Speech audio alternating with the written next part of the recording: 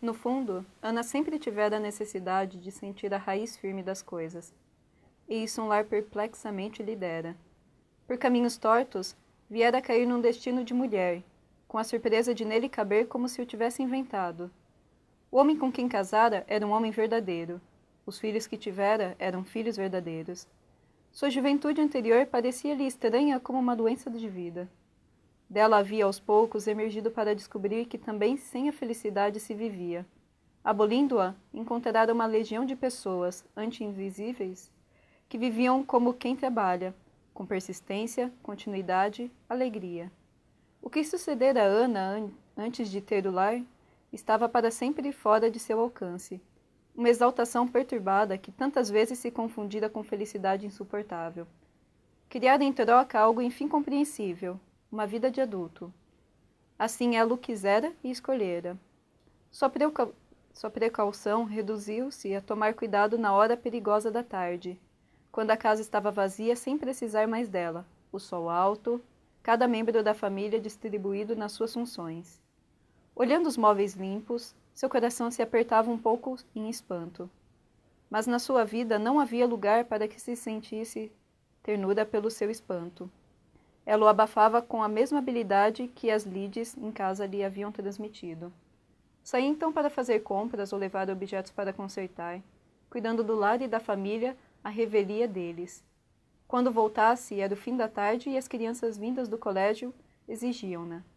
Assim chegaria a noite, com sua tranquila vibração. De manhã acordaria aureolada pelos calmos deveres. Encontrava os móveis de novo empoeirados e sujos, como se voltassem arrependidos.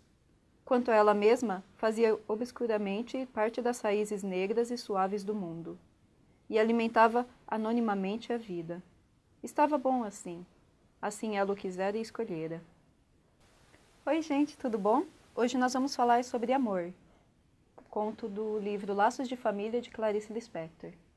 Para quem já conhece Clarice, sabe que geralmente não é uma leitura tão fácil. Não pelo vocabulário ou pela estrutura, mas por ele ser intimista demais, muito subjetivo. No caso de amor, nós vamos perceber isso, que lendo por cima parece ser uma história muito comum. Uma mulher vai fazer compras, tá no bonde, derruba uns ovos, vê um cego mascando chiclete. Por algum motivo ela fica estranha, acaba parando num jardim botânico até de noite, volta para casa e é isso. Então, parece que não acontece nada, mas as descrições de Clarice mostram toda uma grande revolução no interior da personagem, atingindo o cerne do subjetivo dela. Então, é isso que nós vamos ver agora. A história começa com Ana, que a gente percebe que é uma mulher casada, com filhos, bem classe média, assim, dona de casa. Ela está no bonde, foi fazer compras e está voltando para casa, que vai ter um jantar especial, com os cunhados delas, irmãos. Então, ela está lá esperando e pensando na vida dela, pensando como o fogão está quebrado, assim, às vezes eles soltam uns estouros, a casa está quente, o apartamento que eles moram ainda estão pagando. Então mostra assim como é bem classe média. Não é pobre, mas também ela não é rica. Ela tem essa vidinha pacata, cuidar do marido, cuidar dos filhos, e ela se sente feliz dessa forma. Ela só fala sobre uma estranha, assim, uma certa hora perigosa da tarde. E se nós formos pensar essa certa hora perigosa, é o momento em que ela não é mais mãe, porque os filhos estão na escola, ela não tem as responsabilidades de mãe. Ela não é mais esposa, porque o marido também está no trabalho, ela não tem nenhum dever com ele.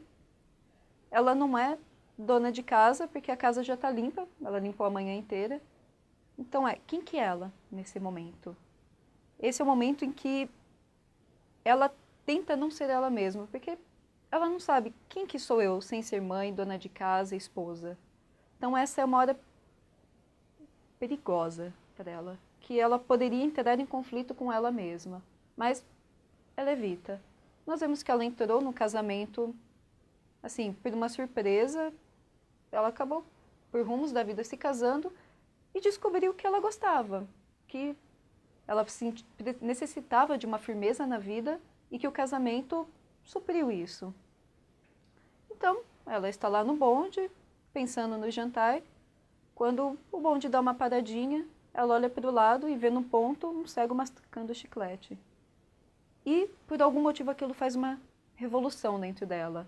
Isso é muito típico de Clarice. Se a gente for pensar, por exemplo, Hora da Estrela, aqueles momentos assim de estouros, de quando o personagem tinha alguma grande revelação.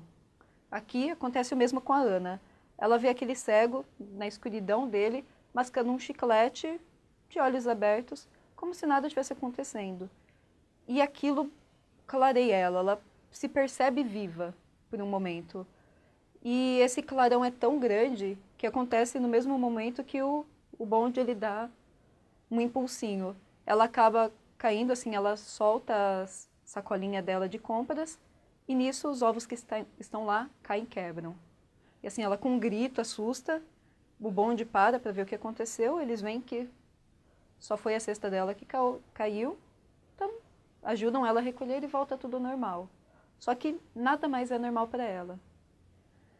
Esses ovos, pode existir uma grande simbologia por trás que representa essa fragilidade da vida. Por eles serem frágeis, pode ser associado isso. Então, aquele momento que ela percebe a vida agindo ao redor dela, algo além daquele mundinho, os ovos caem e quebram. Então, a vida dela de antes quebrou naquele momento. Ela não consegue ser mais ela mesma por um tempo a partir daquilo. Então, ela ainda está meio perplexa, ela fica pensando naquele cego enquanto o bonde vai fazendo o caminho dele. E ela vai sentindo, assim, os sentidos delas ficam mais aguçados, ela vai percebendo mais as pessoas ao redor e começa a pensar sobre a vida dela. Quando ela se toca, assim, o bonde já tinha passado do ponto e ela acaba descendo, assim, e entra no jardim botânico. E ela, que no começo é descrita como se fosse um lavrador que semeia as plantas dela e quer colher dos frutos, não necessariamente ela semeia plantas, mas ela semeia essas doses diárias de cuidado com os filhos, com o marido, e vai colhendo os frutos de ver eles crescendo, sendo felizes. Ela entra lá naquele jardim botânico cheio de árvores e uma vida real, não aquela vida assim, que ela vai vivendo às custas dos outros. E aquilo toma conta dela. Ela vai percebendo os cheiros, ela sente a vida fluindo assim na terra, nas árvores, e começa a pensar na vida e também na morte. E nesse momento ela tem medo.